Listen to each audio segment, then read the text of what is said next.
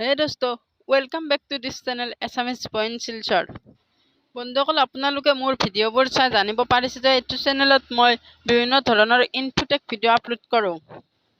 এইটো ভিডিঅ'ত আমি আলোচনা কৰিম যোৱা 2 দিনমান আগতে অসম চৰকাৰৰ দ্বাৰা এটা প্ৰকাশিত বাতৰি আহিছে যে অসমৰ ছাত্ৰীসকলৰ বাবে সুখবৰ, অৰ্থাৎ উচ্চতৰ মাধ্যমিক হায়াৰ ছেকেণ্ডাৰী কমপ্লিট কৰা ছাত্ৰীসকলৰ বাবে সুখবৰ আহিছে। সায়েন্স আৰ্টছ দুয়োটাৰে বাবে সুখবৰ। আমি কি সুখবৰ এইটো জানিম, লগতে আৰু কেইটামান প্ৰশ্ন আছে, সেই প্ৰশ্নকেইটাও চাওঁ আহক। অসম পেৰামেডিকেল কোৰ্চৰ বাবে কমেণ্ট কৰিছে মনীষা নামৰ ছোৱালীজনী। আৰ্টছৰ ষ্টুডেণ্টৰ এপ্লাই কৰিব পাৰে নেকি, জনাই দিবচোন। আৰু এটা প্ৰশ্ন আছে যে DME পেৰামেডিকেল কোৰ্চৰ বাবে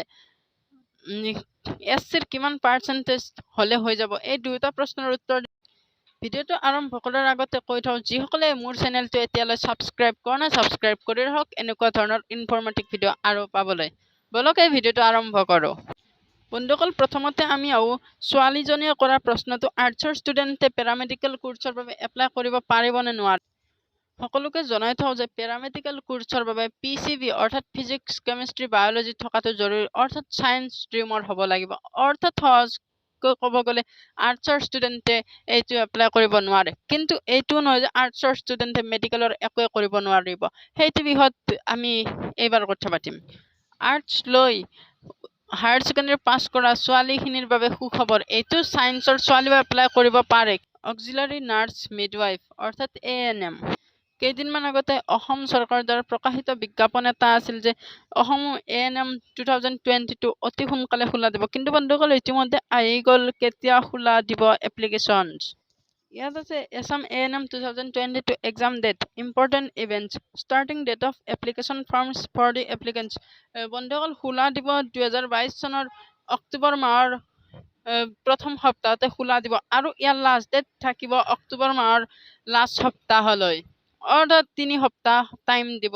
বন্ধুসকল এইটো অসম চৰকাৰৰ দ্বাৰা প্ৰকাশিত বিজ্ঞাপন, আৰু এই বিজ্ঞাপনটোত দিয়া আছে যে যিসকল ছাত্ৰীয়ে ANM নাৰ্ছিঙৰ বাবে এপ্লাই কৰিব সেইসকল ছাত্ৰীয়ে এটা এণ্ট্ৰেন্স এক্সামত পাছ কৰিব লাগিব, আৰু সেই এক্সামটো কেতিয়া হ'ব, হয়তো ছেপ্টেম্বৰ, হয়তো এপ্লিকেশ্যন ফৰ্ম জমা দিয়াৰ পিছতে হৈ যাব, অৰ্থাৎ নৱেম্বৰত হৈ যাব, যিটো জনাই দিব ANM অফিচৰ ফালৰ পৰা। তাৰপিছতে আহিল ৰিলিজিং অফ এডমিট কাৰ্ড। বিজ্ঞাপনটোত আছে যে পৰীক্ষা হোৱাৰ 15 দিন 20 দিন আগতে এডমিট কাৰ্ড অনলাইন যোগে সকলো ছাত্ৰীকে দিয়া হ'ব।